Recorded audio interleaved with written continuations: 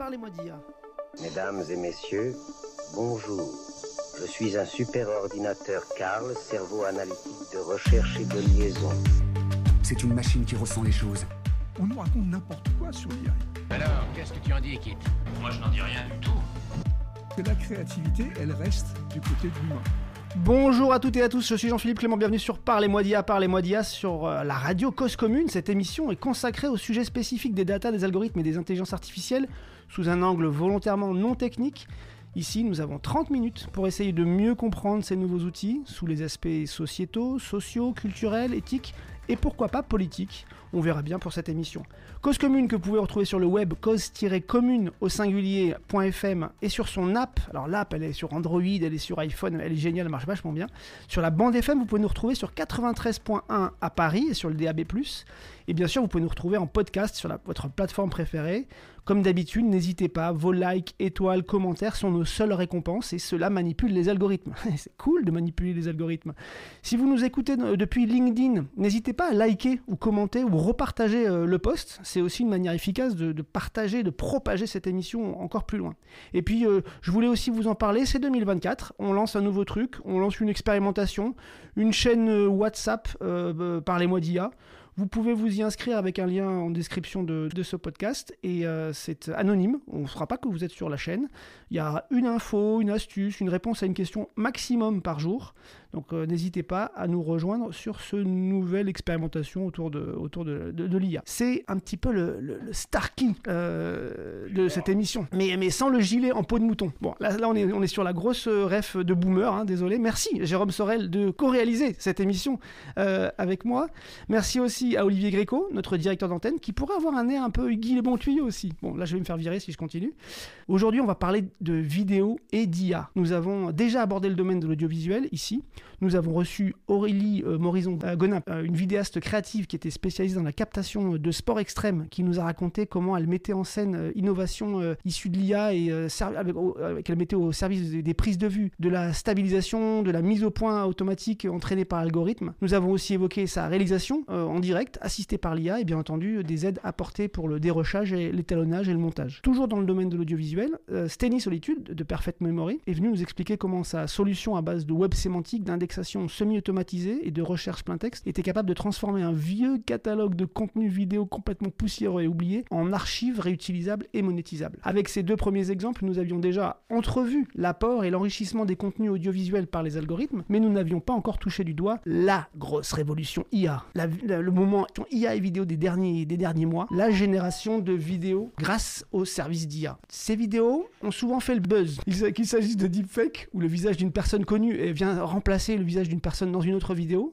Dans ce registre, je vous conseille VeryFunAI sur Instagram, qui joue beaucoup avec le personnel politique français. Je vous mets aussi le lien en description. Il peut aussi s'agir de l'animation complète de personnages générés dans des décors générés aussi, comme le film Imagine de Anna Apner, dont on va peut-être reparler après, qui a gagné un prix d'ailleurs de la mise en scène et un prix de la critique au Nikon Film Festival de 2023. Bon, je vous mets tout ça encore une fois en description, il y a plein de références sur cette émission. Alors comment ça marche? Quelles sont les techniques? Où en sont les possibilités actuelles? À quoi s'attendre dans les prochains mois?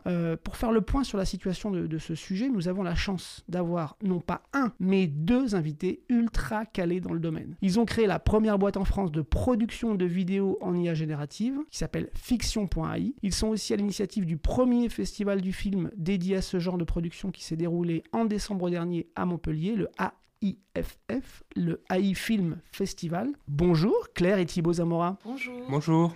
Merci d'être avec nous à distance, depuis Montpellier forcément. Alors, parlez-moi d'IA. Je vais commencer, allez, c'est pas beau ce que je fais, je vais commencer par Thibaut.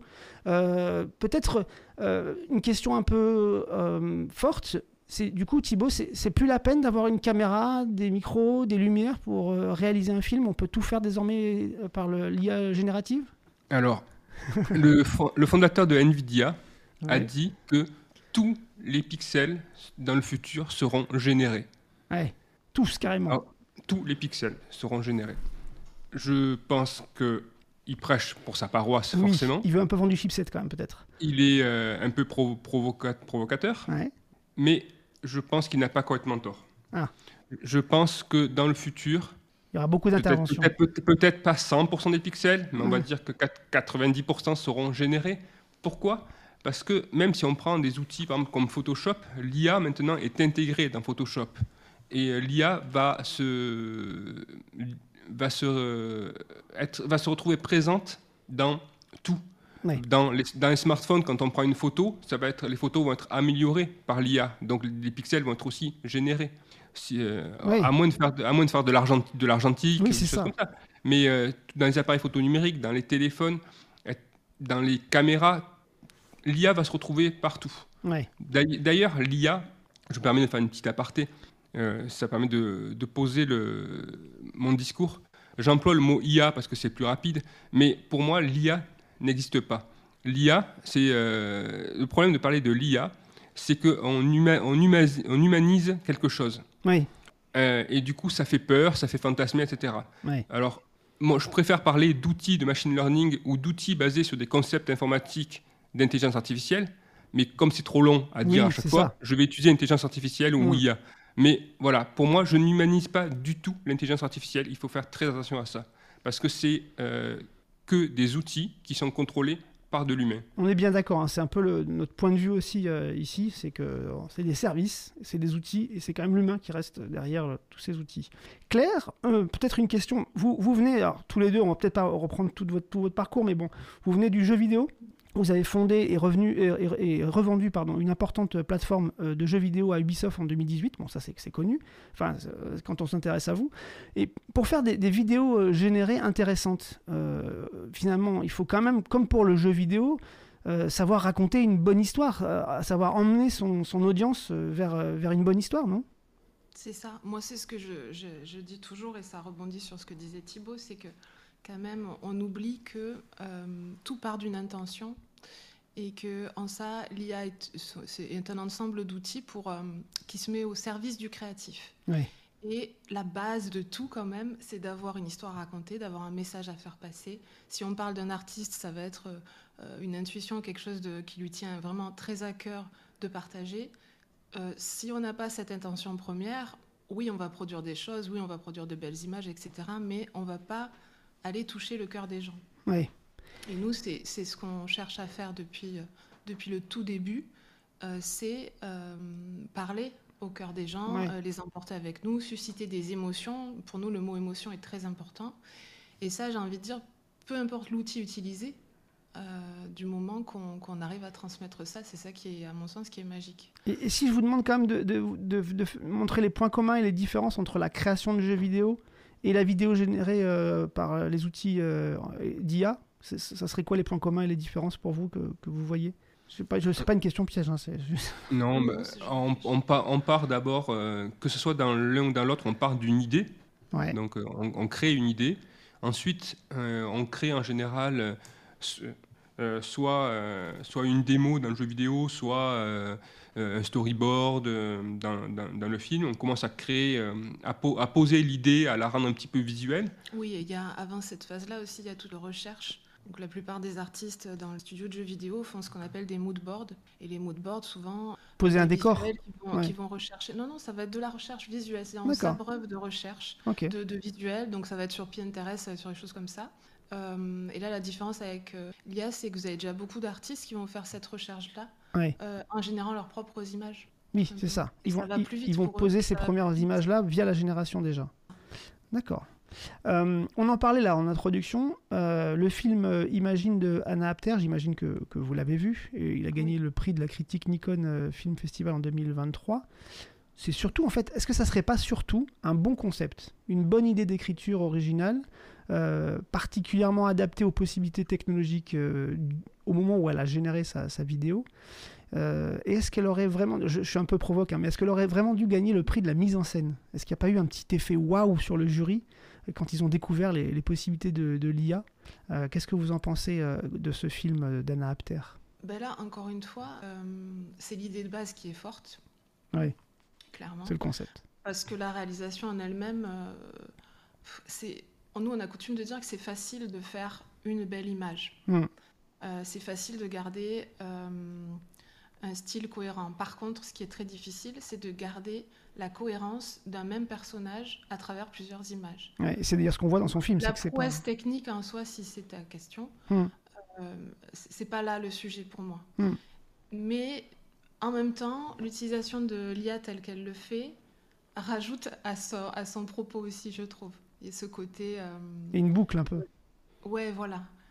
Et donc oui, ça crée quelque chose, une sorte de malaise qui va bien avec son sujet. Donc, le sujet parle d'IA et est fait en IA générative. C'est vrai que le film est fait en IA générative. On vous laisse découvrir si vous ne connaissez pas. C'est effectivement un marqueur peut-être maintenant de ce que c'est que la vidéo générée par l'IA.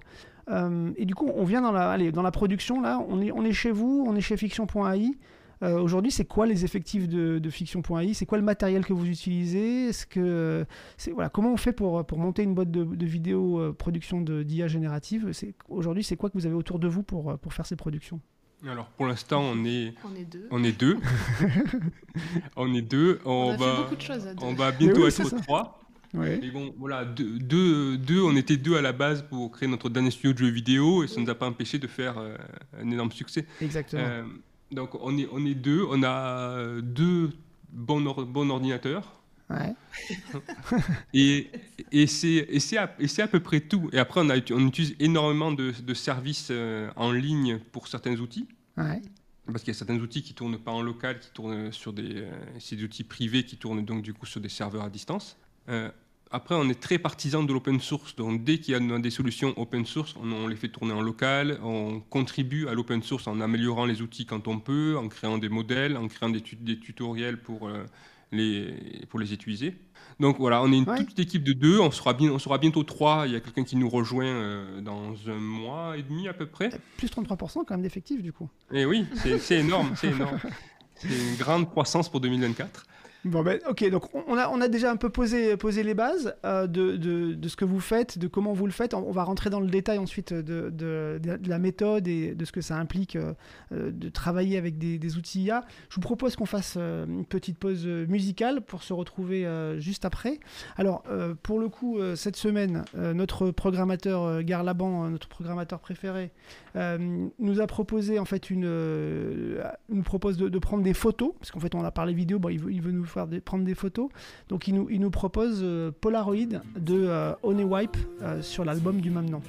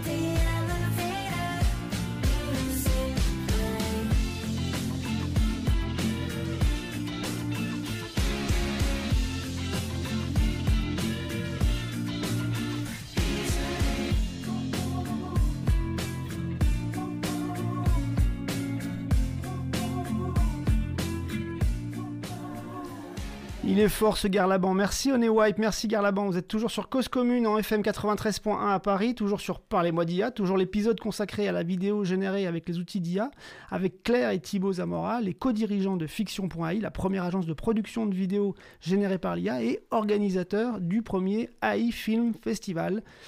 Du coup, on va un petit peu aussi en parler de ce AI Film Festival. Vous avez organisé ça au mois de décembre. Thibaut et Claire. Du coup, comment vous est venue cette idée du festival ? Alors, Thibaut est dans les communautés IA maintenant depuis un certain temps et il avait envie de mettre en lumière les personnes qui sont derrière ces vidéos et montrer tout le potentiel et la diversité de ce qu'on pouvait créer à l'heure actuelle avec les outils d'intelligence artificielle.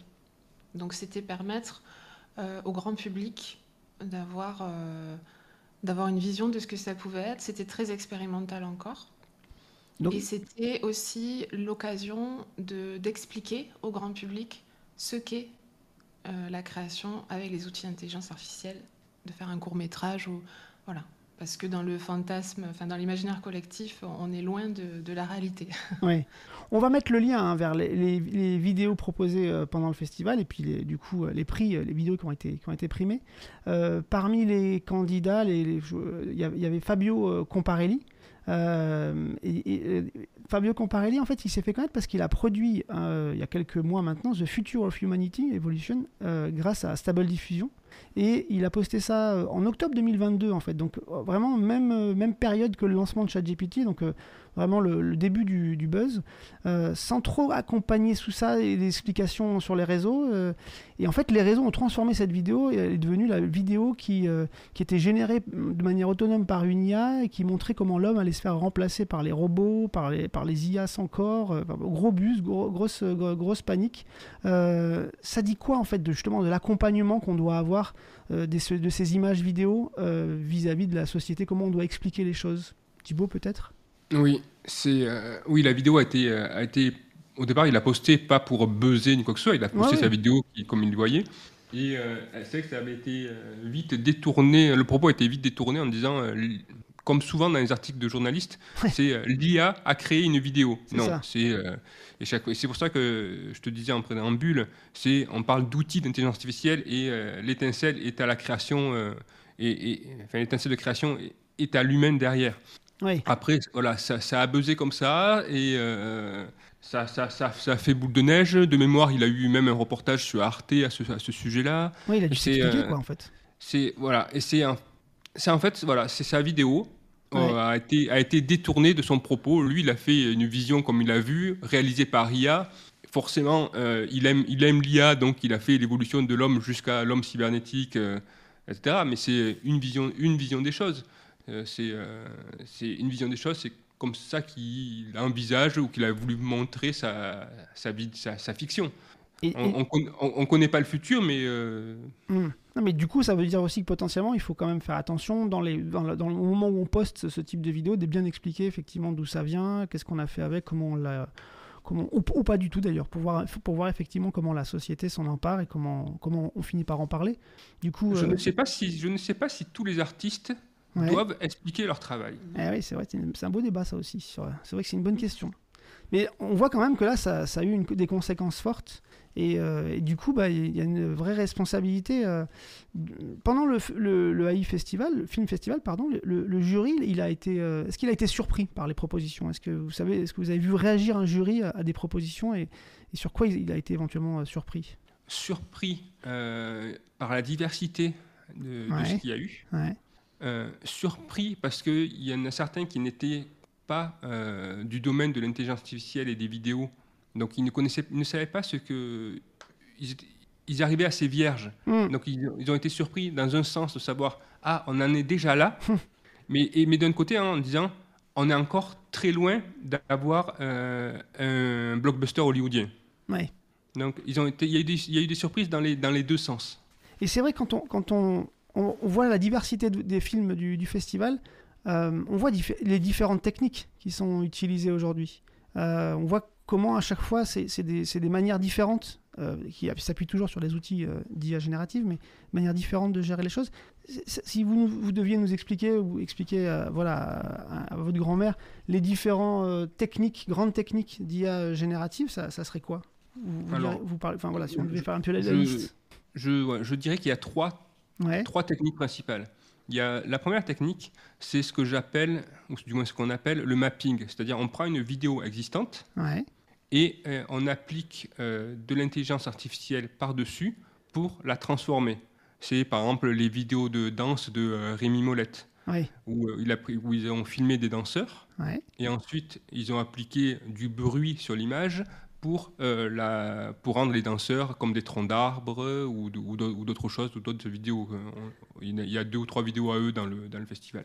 C'est un peu la méthode du deepfake aussi, ça, d'appliquer un élément sur une... Non, c'est encore autre chose. Non. Dans ce cas-là, oui, il y a même 4 catégories, je vais revenir au deepfake après. La deuxième technique, c'est, comme a fait Fabio, c'est de prendre une image, en fait, il génère une image, puis il fait évoluer. Une image est générée à partir de configurations et d'un prompt, donc une description textuelle de l'image qu'on veut obtenir. Et en fait, dans sa vidéo qu'il a fait pour l'évolution de l'homme, il commence en disant c'est l'homme préhistorique. Puis après, il va arriver sur le Moyen-Âge, je me rappelle plus, sur l'homme moderne, sur l'homme futuriste et tout ça. Et en fait, donc son premier prompt, ça va être par exemple l'homme préhistorique. Et à chaque son fois, deuxième prompt, ça va être l'homme du Moyen-Âge. Et en fait, à un moment donné, les 2 prompts ont lieu en même temps. Du coup, ça génère une image qui est à cheval entre les 2. Et du coup, ça évolue. Il y a une évolution comme ça. Ça permet le morphing entre les 2 vidéos, quoi. C'est une vidéo morphing, ou nous, ce qu'on appelle souvent, parce que ça a été beaucoup utilisé sous forme de zoom, où la caméra en plus avancée, nous on appelle ça un zoom infini. Où du coup, c'est un zoom infini avec un prompt évolutif. D'accord. Donc la troisième technique... du coup, je vais passer à la 4e, je passerai à la 3e après. La 3e technique, c'est le deepfake. On prend une vidéo existante, on change la tête du personnage, on change son discours, ce qu'il dit, et on avance sur ça. Et on avance comme ça. Comme tu le disais, il y en a un qui fait ça très bien, la politique. C'est souvent utilisé pour la politique. C'est souvent utilisé aussi sur des comptes Instagram pour faire des faux influenceurs et influenceuses.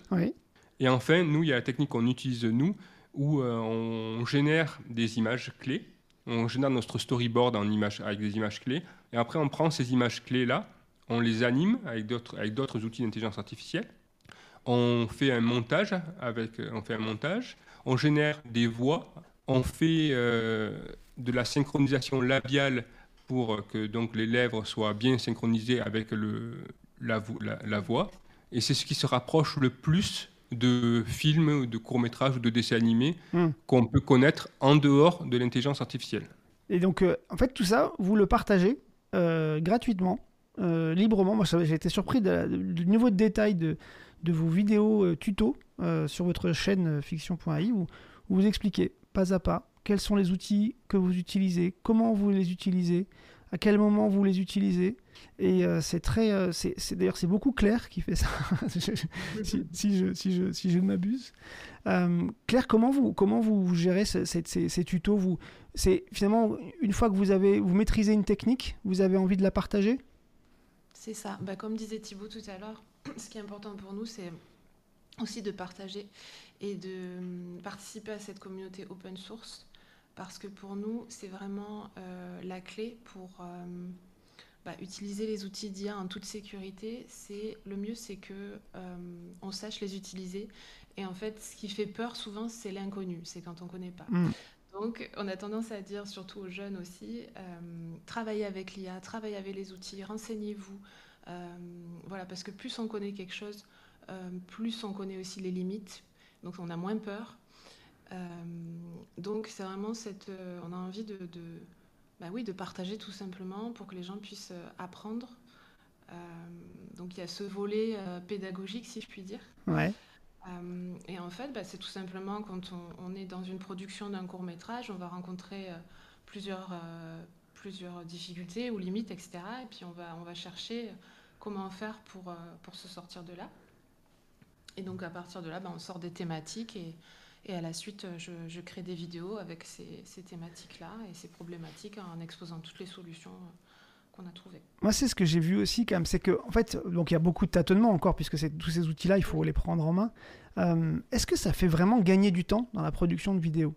Est-ce que finalement, on n'y passe pas beaucoup de temps dans les productions à tâtonner, à chercher le bon réglage, est-ce qu'on a un gain de temps, ou est-ce qu'il y a quand même un vrai investissement à avoir avant d'aller plus vite Qu'est-ce que vous en pensez du niveau de temps gagné, notamment pour les productions vidéo? Alors, le temps gagné est énorme, Ouais. parce que je pense que des animations comme on a faites, ça aurait demandé peut-être 10 ou 20 fois plus de temps pour les réaliser. Ouais.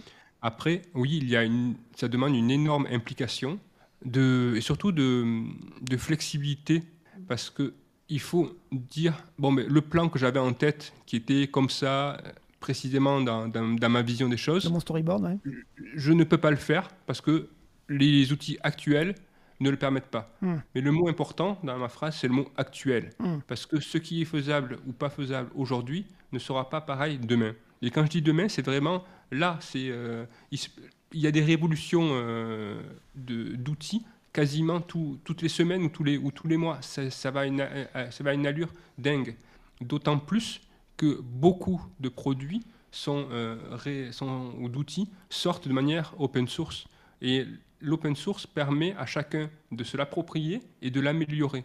Nous, on aime beaucoup l'open source sur Cause Commune. On a plusieurs émissions sur ce sujet, on a Libre à vous, et on est Cause Commune, on est pour le commun numérique, effectivement. C'est-à-dire que l'idée de publier pour voir comment les gens vont réagir avec un logiciel, avec une production, et l'améliorer au fur et à mesure aussi. C'est ça votre idée, c'est ça. Et ce que j'ai coutume de dire, c'est que l'intelligence artificielle fait peur, mais ce qui est au-dessus de l'intelligence artificielle, c'est l'intelligence collective. Parce que l'open source permet justement d'avoir de l'intelligence collective qui contrôle l'intelligence artificielle. Parce que tout le monde peut contribuer à l'open source. Et donc, c'est vraiment le collectif, l'humain qui est derrière, qui contrôle les modèles d'intelligence artificielle. Et ça, pour nous, c'est vraiment important, de reposer l'humain en haut de la chaîne de tout cela. Je reviens juste 2 secondes mais sur le temps de production. Une fois que vous avez maîtrisé les outils, une fois que là vous les avez bien en main, combien de temps vous mettez pour produire une vidéo de 5 minutes aujourd'hui, sur un truc vraiment très, très marqué où vous savez tout maîtriser du début à la fin? Combien de temps Environ 200 à 300 heures. Oui, c'est ça. Il faut quand même l'avoir en tête. Donc, c'est bien de se mettre dans les tutos pour comprendre comment ça fonctionne. Après, ça ne se passe pas dans un claquement de doigts. On ne va pas devenir réalisateur et producteur de vidéos par l'intelligence artificielle comme ça. 2024, c'est quoi? C'est l'année de la vidéo ou l'année de la vidéo AI où tous les outils vont produire des choses avec moins de distorsion, plus de précision. On va pouvoir générer des séquences génériques beaucoup plus longues pour vous? Ça va être... 2024, ça va être la suite de 2023 sur beaucoup de choses, mais ça va être surtout la révolution sur un point important, qui est la 3D. Ouais. Ce qu'on a vécu en fin 2022 et 2023 sur la 2D, la qualité de l'image, où on avait des choses assez complexes du point de vue qualité. Il y a 18 mois, on a des choses quasi parfaites maintenant en image. Maintenant, on a maintenant une qualité assez basse en 3D là depuis on va dire 2 mois à peu près. Ouais. Donc si on projette ça, on aura une qualité très bonne. Fin 2024, on aura une qualité très bonne. On a déjà des bouts du workflow de la 3D qui sont déjà bien présents. On peut générer des animations 3D. Après, on peut les mapper facilement sur des modèles 3D qu'on a fait à côté manuellement. La génération des modèles 3D eux-mêmes, pour l'instant, la qualité est assez faible. Donc pour vous, c'est ça la révolution 2024, c'est la 3D qui va s'améliorer au fur et à mesure. Je pense que c'est là où on va avoir le plus gros différentiel, ça va être sur ça. Merci en tout cas pour ce partage de vision. C'est déjà l'heure de conclure. Donc on va pouvoir vous retrouver sur votre chaîne YouTube, fiction.i, sur votre site web aussi, pour aller voir vos tutos, mais aussi vos dernières productions qui sont de plus en plus incroyables. Chers auditeurs, n'hésitez pas à m'ajouter sur LinkedIn pour être prévenu dès que les nouveaux épisodes arrivent. Et n'hésitez pas aussi à liker, à commenter, c'est ce qui permet d'aller plus loin et de propager l'émission. Restez sur 93.1 FM sur Cause Commune. Je vous laisse entre de bonnes mains, celle des émissions de Cause Commune, rayon libre pour le vélo bien sûr. Mais aussi j'avais envie de vous faire découvrir cette semaine Encycli de notre collègue Marianne qui a fait un superbe travail, notamment sur la série Amande à lire. À bientôt, merci beaucoup.